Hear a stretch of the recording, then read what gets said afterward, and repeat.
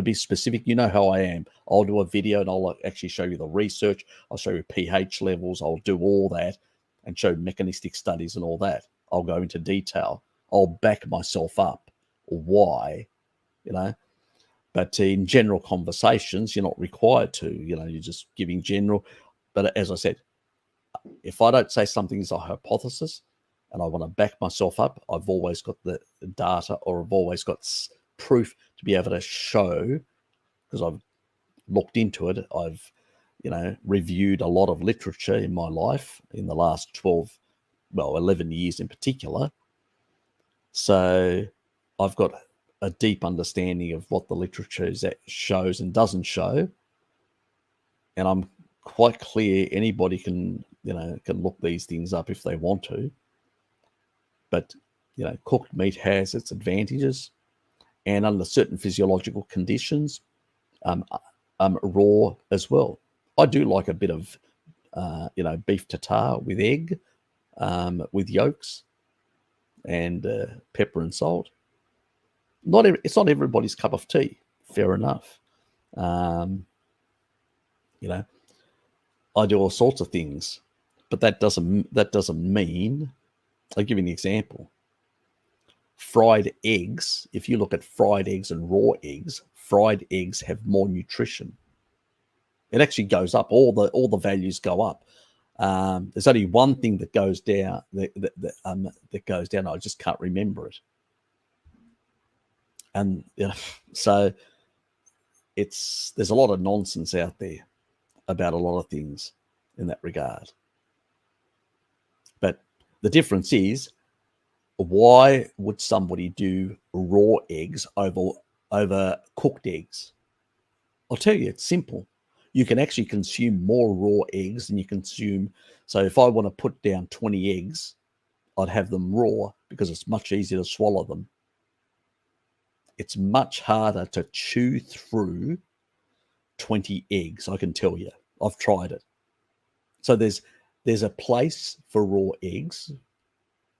And I know that I'm not going to get as much retinol and a few other things, a number of other things that actually go up when you cook. Surprise, surprise. So cooking has advantages in actually bolstering certain nutrients. So, yeah, it's just based, yeah, pretty much Joey's ignorant of that. He's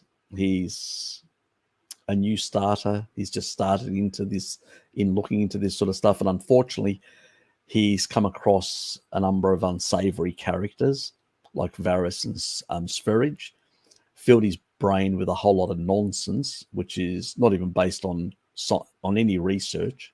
And this is why me and Bart rail against certain people. And it's not, we don't do it because we've got nothing else to do in life, but they're putting out pseudoscience. They're putting out pseudo ideas.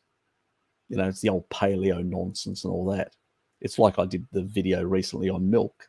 You know, obviously, if you don't have lactose, if you've got lactose intolerance, you can't tolerate the proteins in milk, you shouldn't be consuming it. I wouldn't recommend it to anyone, you know. But if you can tolerate it, if you've got no problems, like you've got genetics like I have, or a lot of the Irish have, and people like that, I don't see a problem with it. It's an animal food, and it's got good nutrition. So this is where a lot of the problems lie. And people make a lot of nonsense. Joey was making all sorts of claims, even about the Maasai. The Maasai, actually, if you look at my recent video that I did on the Maasai, from their own mouths, not some academic talking a mouthpiece, but actual from their own mouths. They live into old age, and they also, you know, whether the records are very accurate or whatever, they still live much older age than many other people in that region, and healthy and robust. And even Mary couldn't keep up with an 80-year-old. So they're quite good in that regard. On the other front, they don't consume a lot of beef. Yeah, surprise, surprise. Most of their cattle are used for milk purposes. And they don't consume a lot of milk either. 2 to 3 glasses of milk. That's about it, with blood. It's not a massive amount. It's just the way it is. And this was observed by Mary, and she actually took ketones and blood sugar levels off all these Maasai over a number of days continuously.